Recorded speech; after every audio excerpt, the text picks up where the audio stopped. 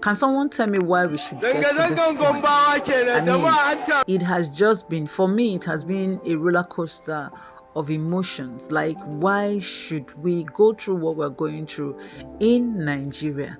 Okay, and you know what? It's so amazing because in the morning it seemed as though nothing was going to happen because the federal government has warned, and the state governors, they've also issued their warnings. Some said if you come out, whatever you see, you take. You know, immediately it got to 9 a.m. or thereabouts. People started coming out. In some cities, it actually rained cats and dogs today, but despite that, they defied all odds and, you know, came out in mass. Like, in mass. We're going to place those videos and pictures for you to see, you know, came out in mass. I'm sure they even overwhelmed the anti-protesters, the ones that said say no to protest, okay? And there was a very hilarious video that we saw today where a particular protester who had been paid, you know, to act out a script, when the media person, you know, approached him and asked him what it was all about, and the man lost his senses. And you know what? The man was actually hungry. We understand that. So he said, well, we are pleading with our governor to see that 1,000 naira can no longer buy anything. So we're praying him to, you know. So while he was still talking, the people who paid him were asking, "Oga, what was that?" You know, it was just by the side, you know. But then that is to say that if these people continue with what they are doing, they might not live to tell the story. Because now people are going to find out where they have their homes. People are going, assuming you are from a particular place, people know your home. They know the mansion you have built. They are likely to just sit down and destroy it in 1 minute. So what would it profit you not to do the right thing? Okay, if you're in Nigeria or you're not in Nigeria, right now, in some cities, fear is as high as 1,600. In some places as high as 1,200. Okay, think about food stuff.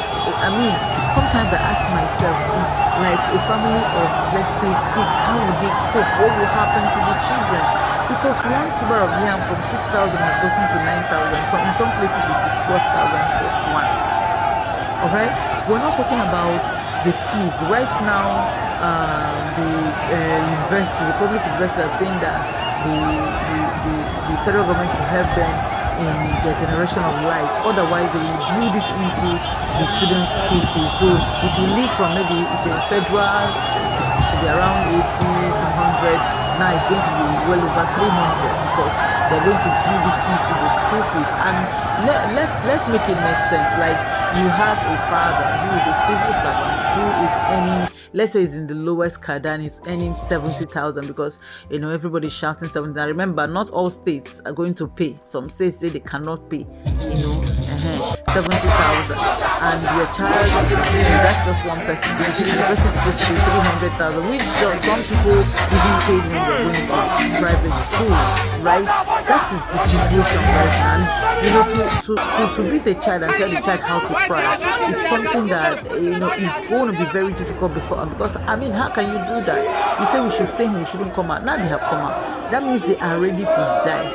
And I think this is the height of it. I have never seen anything like this. If you're in Nigeria, if you've been watching on television, I'm sure you never knew because the threat was so strong. In Port Harcourt, Asari Dokuba came out and said he should come out and do this and do that. Of course, today, people came out in mass. We were waiting for him to come and start killing people. It was nowhere to be found. You know. So let's look at some of the videos and then make some of the analysis and what you also observe as a person, because I mean, the military, the police, they are all over the place. They are just all over the place.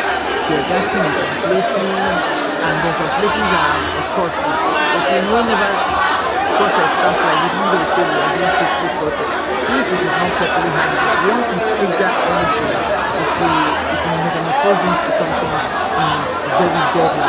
And that's what, in some cases, that's almost what we are about experiencing. But for now, as a place coffee, that people will stop coming out and the rest. So let's do what the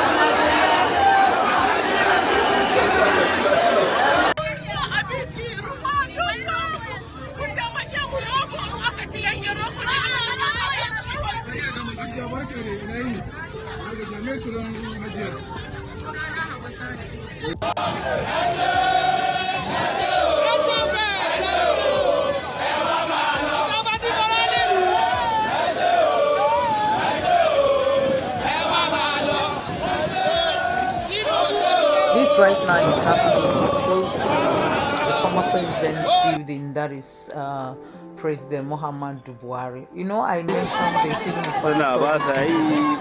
Nobody's free at this point. That's your mansion you spend millions of dollars. Mutane ne ga sunan sun tafi kofar gidan mai girma shugaban kasa Muhammadu Buhari.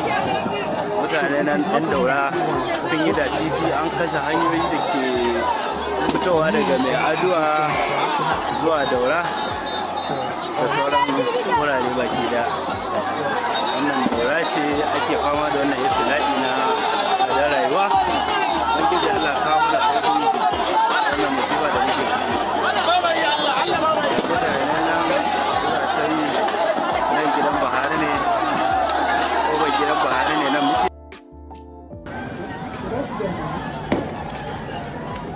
So it's crazy at this time, but we believe God that it will turn out for good.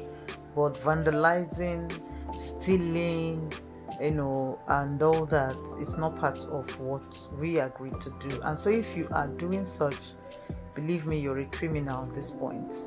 Thank you for staying and watching. I will keep bringing updates day by day as the protest evolves. Bye for now.